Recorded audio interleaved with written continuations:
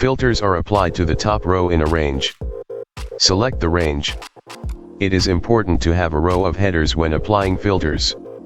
Having headers is useful to make the data understandable.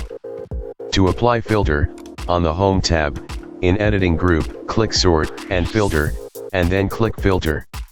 Or, on the Data tab, in the Sort and Filter group, click Filter. You can see arrows next to headers. Click the arrow in the column header to display a list in which you can make filter choices. Depending on the type of data in the column, Microsoft Excel displays either number filters or text filters in the list. Ranges can be sorted in ascending or descending order.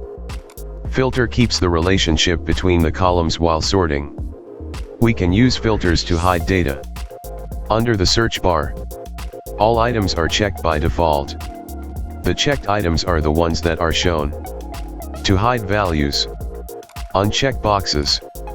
Select only the values you want to see, and click Apply to see the results. For example, uncheck all items except binder. It will hide all other items. The unchecked rows are hidden, not deleted. This is explained by looking at the row numbers.